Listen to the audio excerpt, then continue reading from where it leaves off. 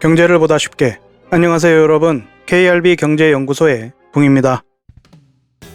어처구니 없는 뉴스가 전해져서 모두 황당하실 것 같습니다. 반란수계의 구속 취소가 결정되었습니다. 시민들 대다수가 법을 잘 모른다고 여러가지 법기술을 부리며 시민을 기만하고 있습니다. 검찰은 계획적으로 빌미를 주었고 판사는 그것에 더해 제멋대로 법을 해석했습니다. 형사소송법에는 명확하게 시간이 아닌 날이라고 규정하고 있고 구속의 적부심사도 구속기간에 산입하지 아니한다 라고 되어 있습니다. 선례도 없는 일입니다. 그러나 이런 것들을 다 떠나서 이 나라가 상식적인 나라라면 이런 얼토당토하는 판결이 나와서는 안 되는 것입니다. 반란은 아직 끝나지 않았습니다. 진정한 반란수계는 수사조차 받지 않고 있다는 것을 잊으시면 안 됩니다. 법기술을 가지고 시민을 우롱하는 법의 노비들이 자신이 신과 같은 존재인 것처럼 믿고 행세하도록 두어서는 안 될 것입니다. 적어도 이 나라가 법으로 다스려지는 법치국가라면 말입니다.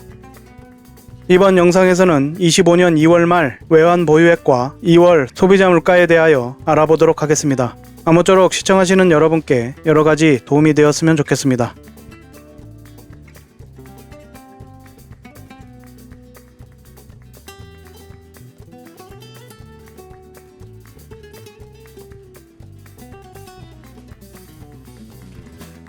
마치 국가 반란 사태가 벌써 수습이라도 된 것처럼 생각하고 행동하고 말하는 사람들이 있습니다. 수많은 사람의 생명이 걸린 매우 심각한 일입니다. 가볍게 여겨서는 안 되는 일입니다. 기득권들이 기득권을 내려놓지 않기 위해 내린 결정에 사람의 목숨이 파리 목숨처럼 사라지는 것을 역사적으로 많이 겪었습니다. 그런 역사적 사건을 여러 번 겪어도 또 같은 사건을 반복해서 겪어서는 안 될 것입니다. 외환 보유액에 대한 설명은 지난 1월 12일에 영상에서 해드렸으므로 참고하시면 좋을 것 같습니다. 외환 보유액은 중앙은행과 정부가 언제든지 사용할 수 있는 대외 외화 금융자산입니다. 외환 보유액의 구성은 표와 같이 유가증권, 예치금, SDR, IMF 포지션, 금으로 이루어져 있습니다. 2025년 3월 6일 새벽 6시에 외환 보유액 발표가 있었습니다. 지난 영상에서 알아본 2024년 12월 말 외환 보유액은 4,156억 달러였습니다. 25년 1월 말 외환 보유액은 4,110.1억 달러였고 이번에 발표된 2월 말 외환 보유액은 4,092.1억 달러입니다. 24년 12월 대비 45억 9천만 달러가 감소하였고 다시 1월 대비 18억 달러가 감소하여 두 달 합계 63억 9천만 달러가 감소하였습니다. 반란수계 정권이 시작된 5월 보유했던 외환 보유액은 4,493억 달러로 현재까지 외환 보유액은 총 400억 9천만 달러가 감소하였으며 2022년 5월 말 대비로는 385억 달러가 감소한 것입니다. 다음은 지난 1월의 외환 보유액 현황입니다. 2025년 1월 말 4,110.1억 달러로 24년 12월 대비 45억 9천만 달러가 감소하였고 이는 국가 반란 사태로 인한 환율 급등에 대처한 영향이 크다고 하겠습니다. 지난 12월 말 기준 외환 보유액을 알아볼 때 분기 말 효과는 1월에 사라져 외환 보유액의 감소에 주된 원인이 된다고 말씀드렸습니다. 1월의 외환 보유액 감소의 주된 원인은 분기말 효과가 사라져서 금융기관들의 외화 예수금이 감소한 영향이 크고 외환시장 변동성 완화 조치에 상당한 자금이 투입된 영향이 그 다음입니다.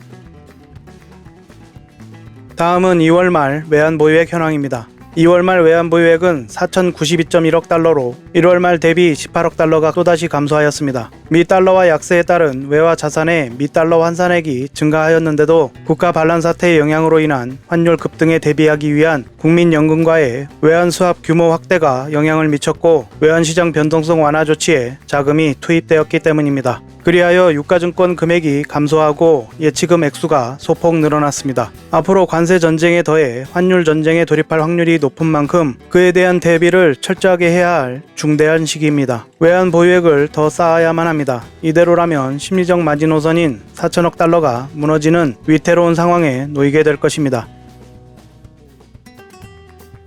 한국의 외환 보유액은 세계 8위 수준이었으나 반란수계 정권이 들어서며 한 단계 추락하여 세계 9위 수준을 유지하고 있습니다. 달러화 강세의 영향이 줄어들어 외화 자산의 미 달러화 환산액이 증가했는데도 감소하였으므로 달러화 강세로 다시 전환되면 보유 자산은 더욱 줄어들 수 있습니다. 한국의 외환 보유액은 5년 만에 최소 수준을 기록하고 있습니다. 2022년 4,600억 달러 수준에서 현재는 4,100억 달러도 무너진 4,092.1억 달러입니다. 이 수준으로 감소하게 되면 25년 내 4천억 달러 붕괴는 불보듯 뻔한 일입니다. 현재 세계 주요국의 외환 보유액은 대부분 증가하는 흐름입니다. 격변하는 세계 질서에 대비하기 위해 각국은 그만한 대비를 하고 있는 것입니다. 그에 비해 한국은 너무 안일한 대응을 하고 있는 상황입니다.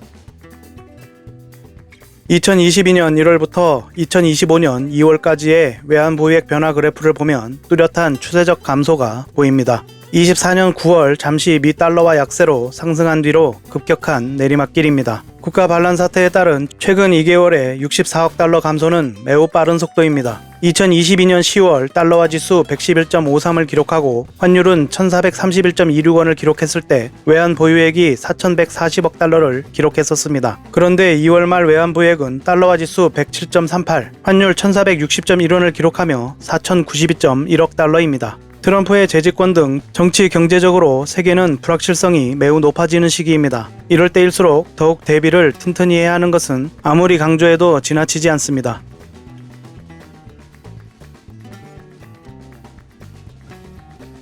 다음은 통계청 발표 한국 소비자 물가지수를 간단히 살펴보겠습니다. 소비자 물가지수는 2023년 12월부터 가중치 기준 연도가 2022년으로 변경되었습니다. 지수의 기준이 2020년이고 가중치 기준 연도는 2022년입니다. 2022년은 코로나 팬데믹 시기로 수치 비교에 적절한 기준 연도가 아님을 이야기한 바 있습니다. 2025년 1월 소비자 물가지수는 115.71이고 2월 발표된 소비자 물가지수는 116.08로 지난달 대비 0.3%가 상승하였고 지난해 같은 기간 대비로는 2%가 상승하였습니다. 다음은 근원 소비자 물가지수 중 OECD 방식의 근원 물가지수로 식료품 및 에너지를 제외한 물가지수입니다. 지수는 1월 112.14, 2월 112.29를 기록하여 지난달 대비 0.1% 상승, 지난해 같은 기간 대비로는 1.8%가 상승하였습니다. 식료품 및 에너지를 제외한 근원 물가에서의 변화는 미미한 수준입니다. 다음은 근원 소비자 물가지수 중 농산물 및 석유류를 제외한 근원 물가지수로 지수는 1월 113.98이고 2월 114.12를 기록하여 마찬가지로 지난달 대비 0.1% 상승, 지난해 같은 기간 대비로는 1.9% 상승하였습니다. 농산물 및 석유류 제외 부분에서의 변화 역시 미미한 수준입니다. 다음은 시민들이 가장 체감하게 되는 생활물가지수를 보시겠습니다. 생활물가지수는 지출 비중이 높아서 가격 변동을 민감하게 느끼는 144개 품목을 조사한 것입니다. 지수는 1월 118.52이고 2월 119.29를 기록하여 지난달 대비 0.6% 상승, 지난해 같은 기간 대비로는 2.6%가 상승하였습니다. 식품 물가가 2.6% 상승하고 식품 이외 물가가 2.5% 상승하여 상승폭은 줄어들었다고 하나 여전히 우리가 체감하는 밥상 물가는 높은 편입니다. 다음은 생활 물가지수에 큰 영향을 주고 있는 신선식품 지수를 보시겠습니다. 신선식품 지수는 23년 11월에 이어 계속해서 가파른 상승으로 시민 고통을 가중하였습니다. 지난달 대비 3.9%가 상승하였고 지난해 같은 기간 대비로는 1.4%가 감소하였습니다. 신선식품 물가는 기저효과를 받아 지난해 너무 많이 올랐기 때문에 지난해 같은 기간 대비 감소한 것입니다. 그런데도 신선어게는 2.1% 상승, 신선 채소는 1.4% 상승하는 등 여전히 상승하는 모습을 보이고 있습니다. 다음은 품목 성질별 등락률입니다. 총 지수 지난달 같은 기간 대비 2%가 상승, 전기, 가스, 수도가 3.1% 상승하고 개인 서비스가 3% 상승하였습니다. 공업제품, 서비스가 각각 2%, 2.1%로 그 뒤를 이었습니다. 무더운 여름에 이어 추운 겨울을 지나면서 관리비 폭탄을 맞았다는 사람들이 속출하고 있습니다. 마지막으로 지출 목적별 등락률입니다. 총 지수 지난달 같은 기간 대비 2%가 상승, 음식 및 숙박 지난해 같은 기간 대비 2.9%가 상승하였고 기타 상품 및 서비스 지난해 같은 기간 대비 4.1%가 상승하였습니다. 전반적으로 지난해 같은 기간 대비 2% 초반의 상승을 보였습니다. 생활과 밀접한 물가는 이미 많이 올랐고 그렇게 오르고도 물가 상승의 폭이 줄어들었을 뿐 계속해서 오르고 있기에 시민이 물가가 안정되었다고 느끼기가 어려운 것입니다.